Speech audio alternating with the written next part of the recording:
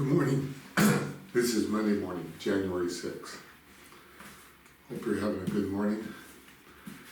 This morning I was in Genesis 21 through 24.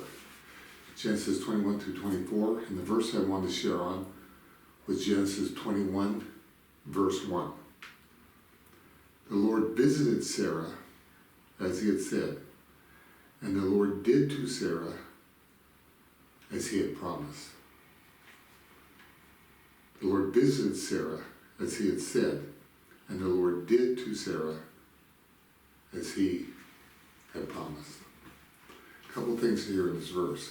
This is where Sarah becomes pregnant through Abraham with their son Isaac, the son of promise, the son that the Messiah would eventually come through, his lineage.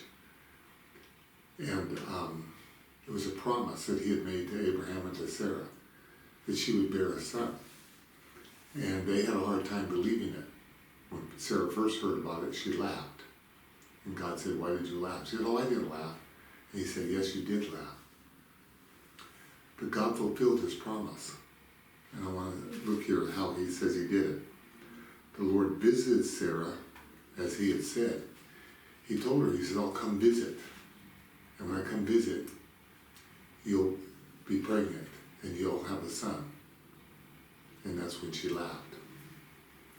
But God, he did his word. When God makes a promise to us, he's not like others. He fulfills his promise. We are so used to hearing promises go unfulfilled from politicians, from people we know, from ourselves. We make promises we don't keep.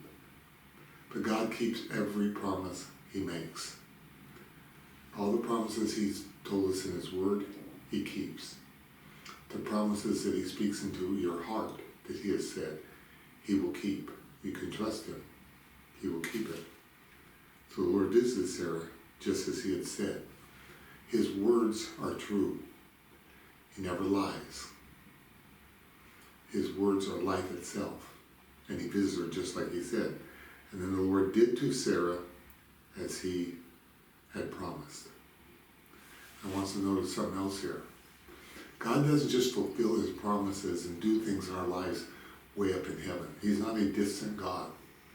He's not living millions and millions of miles away in heaven someplace, and he looks down and he just kind of controls everything up there from some sort of throne. That's the picture it's easy to get. Because there are scriptures that present God ruling the whole earth. But when he deals with us, the picture here is he visited Sarah. He's a very personal God. He loves us. He came and he visited her.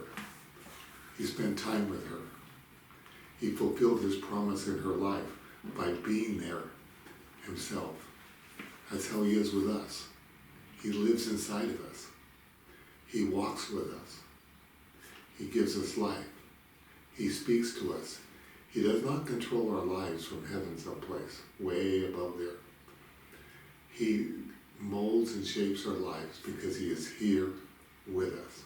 He's very, very personal. He loves us.